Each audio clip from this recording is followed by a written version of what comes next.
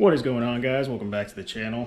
Obviously I am not in my normal garage. First off, I want to apologize. I know it's been a few months since my last video.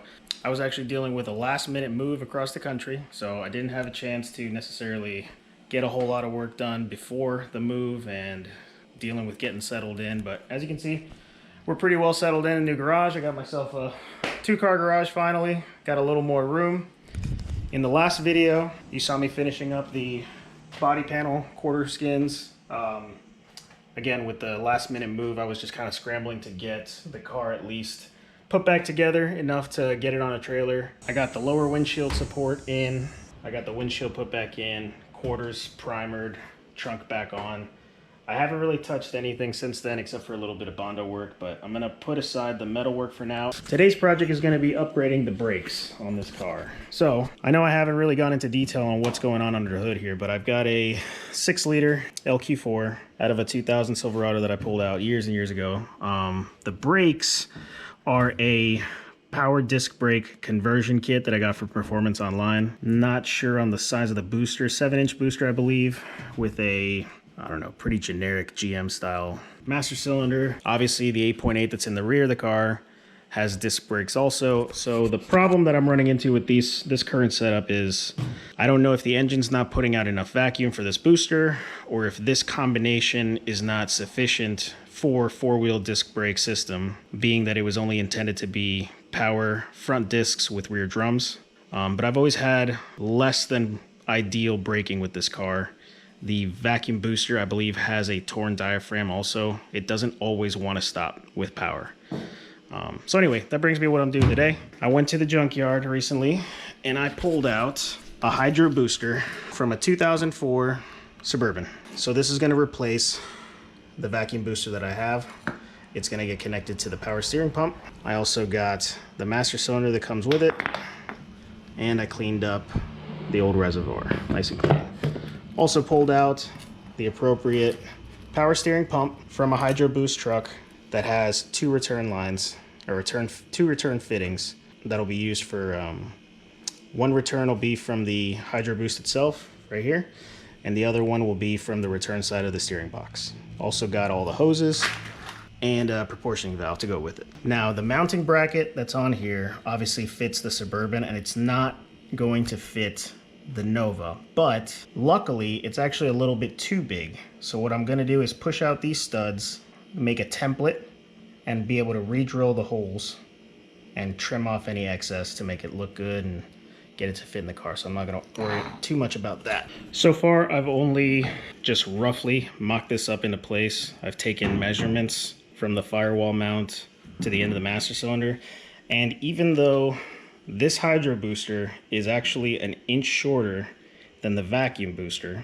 as far as the booster and the bracket itself, the master cylinder is a little bit longer. Overall length for the entire assembly is actually the exact same. So dimension, like clearance wise, I'm not going to run into any problems with this being too long. The accumulator on the booster is going to fit a little close to the header, but I think it'll be fine. And again, just with a tape measure, doing a rough measurement, the factory link that came on the end of the that goes connected to the pedal looks like it's going to be the right size. However, I'm going to have to adapt it from this style of push rod that used the pin and a clip to the it's almost like a fork that goes over the brake pedal inside with a bolt that goes through. So what I'll probably do is just hack this off and weld on the linkage from the other one. But for now, I'm going to work on getting this old booster out and then old pump out and getting the new stuff mounted.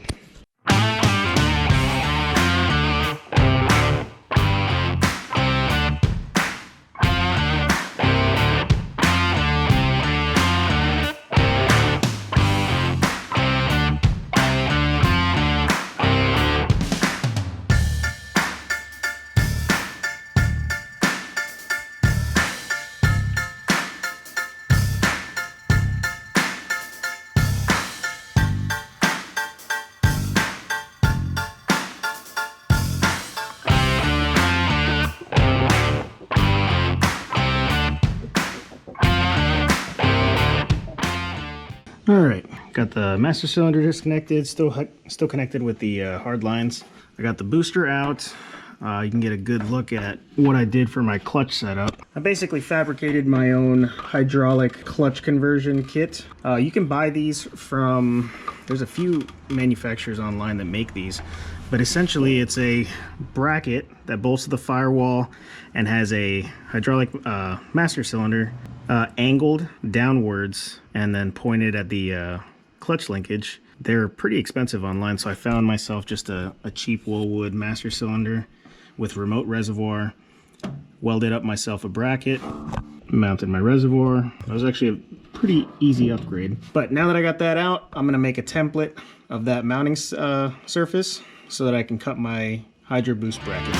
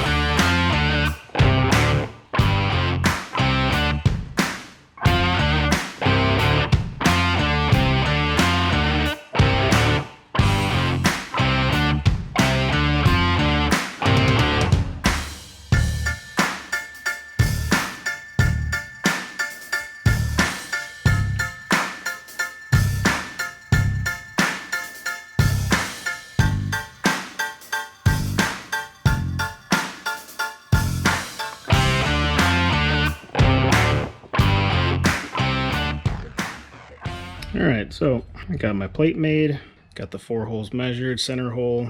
It does line up with the holes on the old booster bracket. So now I'm just going to clean up the corners, get a nice radius, make it look nice and pretty, and we'll throw it on.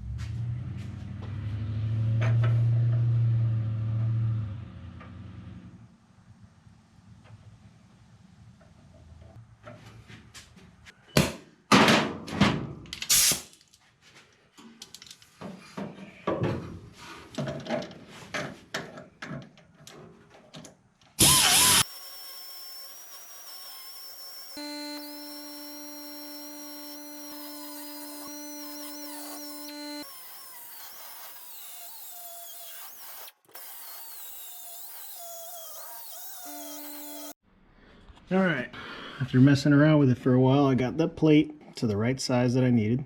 It fits right over the studs perfectly. I have the Hydroboost actually bolted to the plate. The nut, I got it tightened down. So I'm going to pull it off, put some spray paint on it so it doesn't rust. And then I think the next thing I'm going to work on is getting the pedal hooked up. Alright guys, quick little update. I got the plate all finished up. Got it fitting the way it needs to. I've also went ahead and cut the original rod and welded it to the bolt that's threaded into this clevis. This is what attaches to the brake pedal. I gave myself enough to where I can adjust the pedal length in there. So that should be all ready to go. Before I put the booster in, I'm going to take advantage of having the space to get those factory power steering lines off of the gearbox. So I'm going to drain the reservoir, drain the lines. I got a bucket underneath there. It's going to make a mess, but I got to do what I got to do.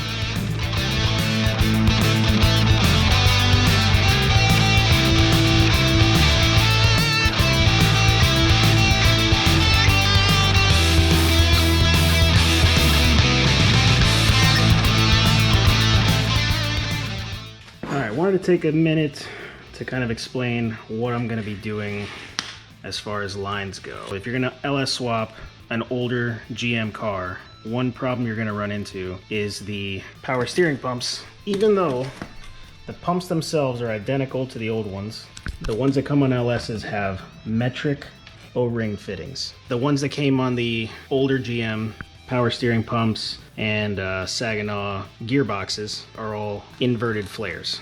So I'm gonna have to adapt these lines to work with what I'm doing. Since I have the LS power steering pump, the Hydroboost that all use metric fittings, the only fitting that I need inverted flare is the one going to the gearbox. I'm gonna use both pressure lines from the Suburban, and the one that goes to the gearbox, what I'm gonna do, I'm gonna cut the end of this off, take the nut off of the flare fitting, slide it onto what's left of this hose, or this tubing, and then I'm gonna use the brake flare kit to put a flare on this hose, adapting this metric hose. It's gonna be metric O-ring on one side and flare on the other side. There are kits that you can make custom power steering hoses that adapt everything. They make adapters that go from inverted flare and metric O-ring to AN fittings so that you can use AN fittings for all your lines. However, they are very expensive. Fittings themselves, since they're high pressure power steering fittings, they cost anywhere from like $15 to $20 a piece. So you gotta have 4 of them. And then you have the adapters, which are $10 to $15 a pop. That's another 4. And then the power steering hose themselves is like $7 or $8 a foot. So by the time you're all said and done, you can spend a lot of money on a hose kit, or you can do this. So that's what I'm gonna do with that. As far as the master cylinder, I got lucky. The forward and rear ports are almost the same distance apart. I mean, it's steel line, so I'll be able to bend it to make it fit. But also, these fittings are actually the same size as these, at least the front one. The rear one, I'm gonna have to do the same thing as I'm gonna do with these power steering hoses. I'm gonna cut the end off, take the nut, slide it onto my original hose, or my original line, and then do a flare and pop it in. So no big deal. Shouldn't be a problem.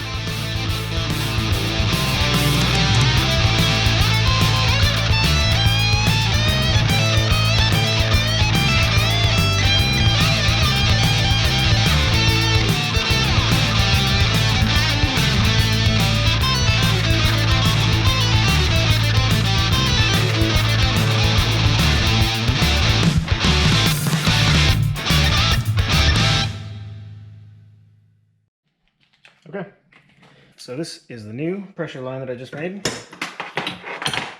This is the original that had the inverted flare fittings on it. I cut one end off, took the, what would you call it? The fitting, I guess. Slid it onto this tube, used the brake flare kit to put a nice inverted flare on there.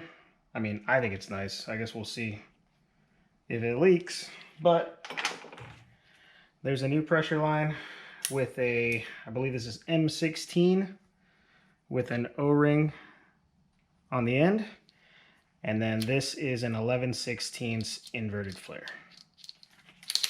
So I'm gonna go hook everything up, and I guess we'll find out if this leaks or not.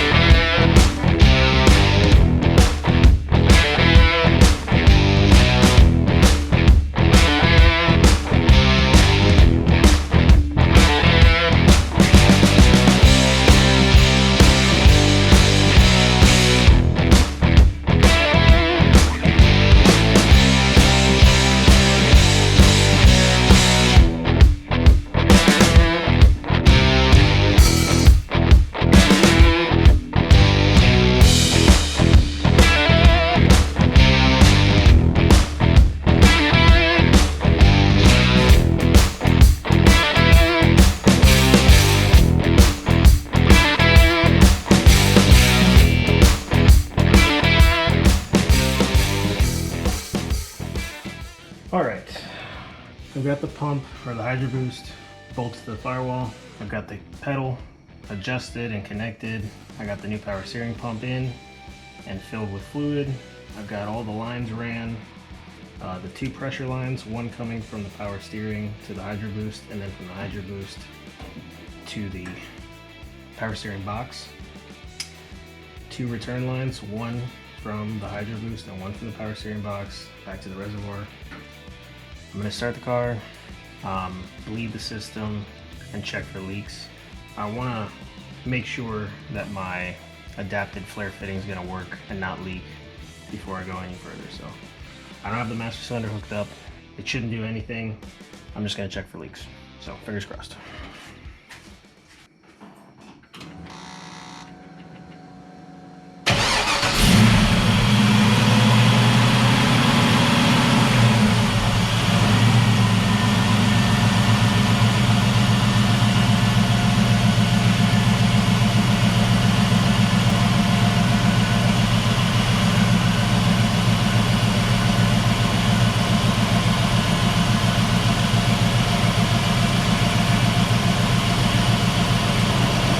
So good, it doesn't look like it's leaking. Top it off with fluid.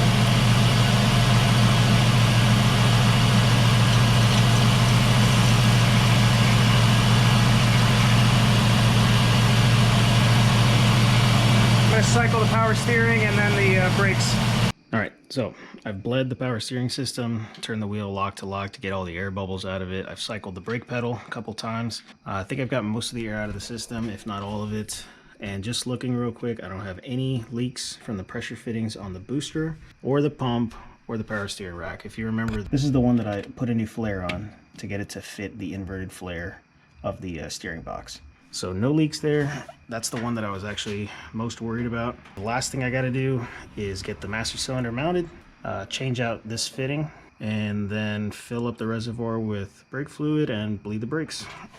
Just real quick, want to do a comparison with the old and the new master cylinders. First of all, obviously the reservoir is a lot taller on this one. This one's a little more compact. This one's cast iron. This one's aluminum. As far as the ports go, earlier I had said that these were metric, and these also were metric for some reason. Come to find out, they're actually both standard. These are both a 1/2 by 18 or 24, I believe, thread pitch, and this one has a 1/2 inch in the front and 9/16 by 18 in the back. So that's why the fittings from this, the proportioning valve that was connected here, actually does fit on this front port, but not the rear one. These are both 1/2 inch. This one's 1/2 inch, this one's 9/16. So the only thing I'm going to have to do to adapt the existing lines that I have is going to be to cut off the 9/16 fitting on the back, take one of the 1/2 inch fittings, slide it over the line, do a new flare, and then it should bolt right up. And as far as size comparison of the piston itself, or the bore, you can see just how much bigger this one is. This is just under 1 1/4 inches. And this one is almost 1 1/2 inches. So that's at least a 1/4 inch diameter difference between the two. As far as the stroke, I don't believe it's any different, but just that added diameter should increase the surface area, the volume of fluid that's getting pushed through the master cylinder, which should greatly improve the braking on the car. I guess we'll find out.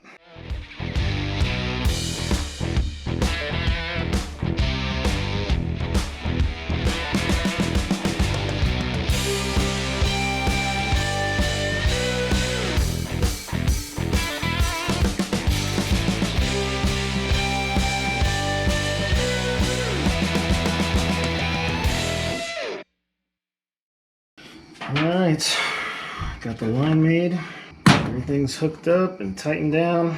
Nothing left to do but top it off and try to bleed it and hope to God I don't have any leaks. Jeez, that's a big reservoir. The reservoir itself takes a whole, what's this, quart? I didn't bleed the master cylinder on the bench before I put it in the car, so I'm just gonna cycle the pedal, try to at least get fluid into the master cylinder itself, and then I'll start cracking open the bleeder ports on the wheels.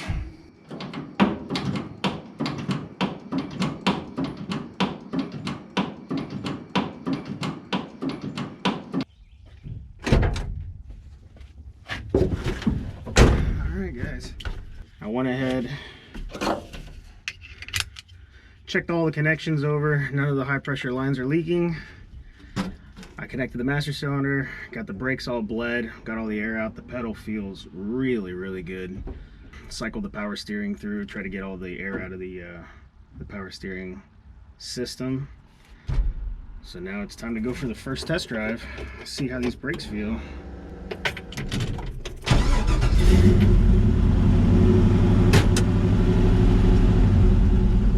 Pedal feels really good.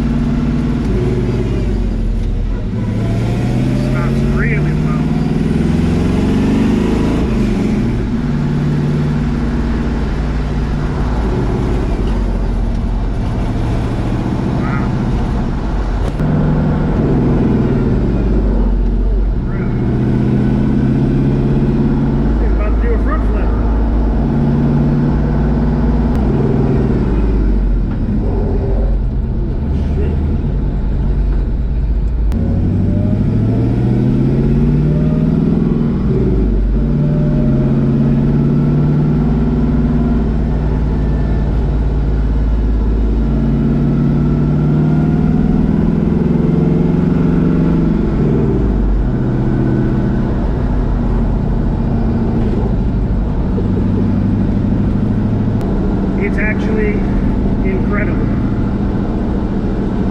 how sensitive, how responsive, and how much force these brakes apply.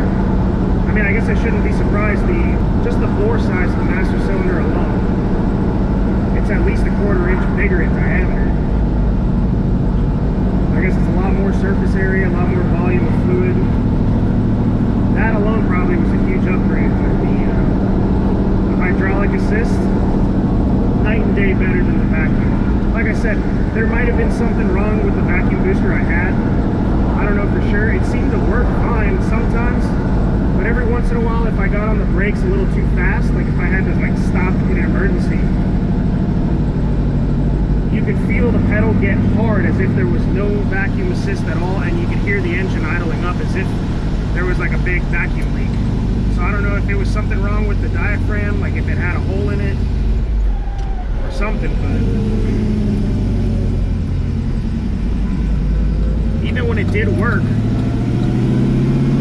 you'd have to apply a lot of pedal pressure in order to get this thing to stop, and this is almost effortless. You put like your big toe on the pedal and it locks it right up. It's very, very good.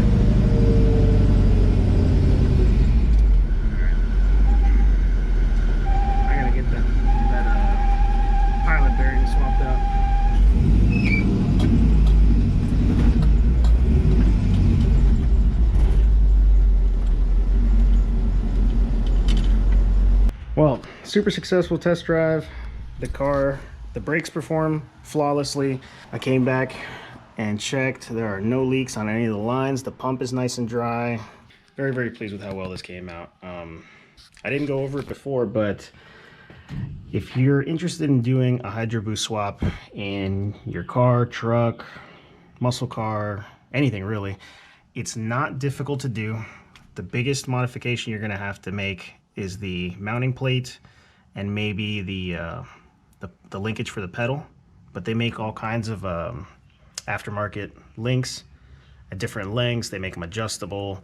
There's all kinds of stuff available in the aftermarket. The hydraulic lines, I know these are a little bit intimidating for most people, and a lot of people just go for the aftermarket AN fittings so you can make custom lines. But like I said, those are actually those are pretty expensive. So if you're trying to do one of these Hydroboost swaps cheap, I recommend using the lines that came off the truck that you pull the Hydroboost out of.